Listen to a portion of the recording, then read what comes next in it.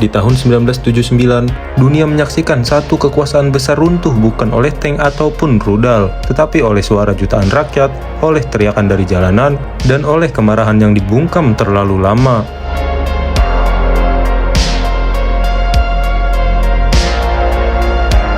Di negeri yang dulu disebut sekutu utama Amerika, rakyat menggulingkan seorang raja dan menggantinya dengan seorang ulama yang telah lama diasingkan.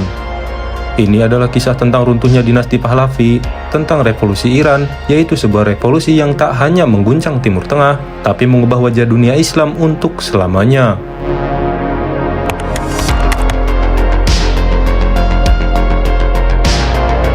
Muhammad Reza Pahlavi naik tahta pada tahun 1941. Dia menggantikan ayahnya yang dipaksa turun oleh Inggris dan Soviet. Sejak awal, ia ingin menjadikan Iran sebagai negara besar, kuat, dan modern. Ia bermimpi Iran menjadi seperti Prancis di Timur Tengah, menjadi negara yang modern, sekuler, dan disegani. Muhammad Reza Pahlavi atau yang biasa disebut oleh orang Iran sebagai Shah, meluncurkan White Revolution atau reformasi besar-besaran, seperti redistribusi tanah, hak pilih untuk perempuan, dan industrialisasi. Tapi di balik reformasi, ada resepsi.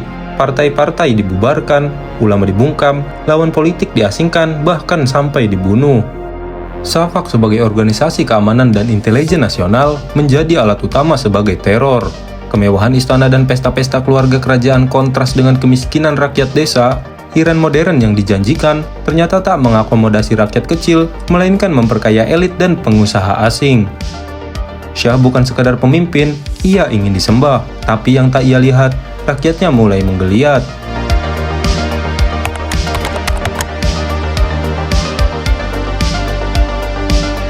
Salah satu suara paling lantang menolak reformasi Syah datang dari Qom, yaitu Ayatollah Ruhollah Khomeini.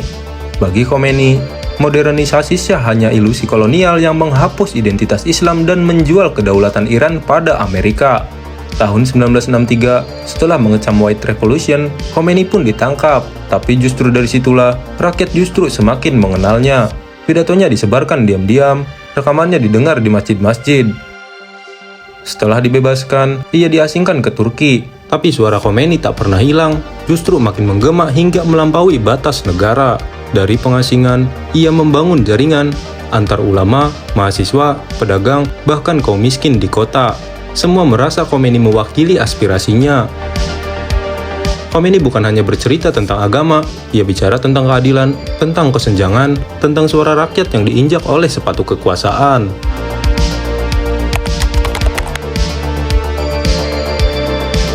Tahun 1978, api kecil berubah menjadi badai. Dimulai dari kota Qom, mahasiswa menuntut kebebasan bicara. Polisi menembak, rakyat pun marah. Demonstrasi pecah hampir setiap bulan. Rezim Syah merespon dengan keras. Inilah darurat militer, penembakan terjadi di mana-mana, ratusan tewas, ribuan ditangkap. Tapi yang terjadi justru sebaliknya. Setiap darah yang tumpah menjadi bahan bakar revolusi. Taktik Khomeini mulai terlihat. Ia menyerukan unjuk rasa melalui kaset audio yang dikirim diam-diam dari pengasingan. Setiap kematian rakyat diberi penghormatan 40 hari kemudian dan menciptakan siklus protes yang terus membesar. Kelas menengah mulai ikut turun ke jalan, pedagang mogok, buruh mematikan pabrik, Iran pun berhenti. Dan saat itu, Syah akhirnya sadar ia sedang kehilangan segalanya.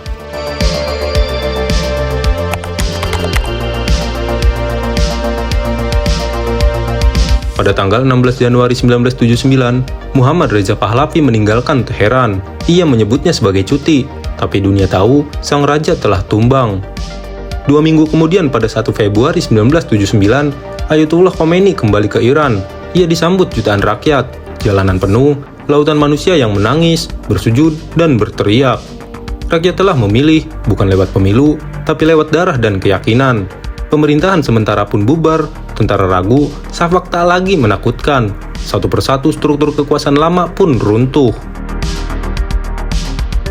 Iran bukan lagi kerajaan, tapi belum sepenuhnya republik. Ia sedang dibentuk oleh seorang ulama.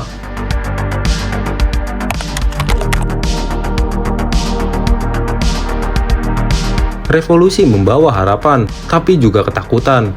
Pengadilan dadakan digelar, para jenderal dieksekusi, lawan politik ditangkap, media dibungkam.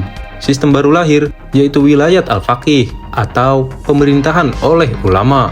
Khomeini pun menjadi rahbar. Kekuasaan tertinggi bukan di presiden, tapi di ulama. Bagi sebagian rakyat, ini adalah kemenangan. Bagi yang lain, ini adalah awal dari represi baru. Kebebasan perempuan dibatasi, film, musik, pakaian bahkan semua dikontrol moral agama. Iran berubah dari negara pro-barat menjadi simbol resistensi anti-Amerika. Revolusi belum usai, ia hanya berganti wajah.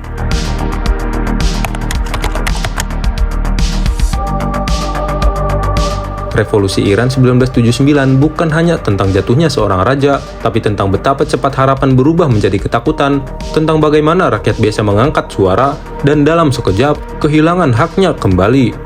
Karena setiap revolusi besar selalu menyisakan pertanyaan yang jauh lebih besar. Siapa yang kita lawan, dan siapa yang diam-diam sedang kita ciptakan? Dan jawaban itu mungkin tak pernah benar-benar kita temukan, kecuali dalam ruang retrospektif.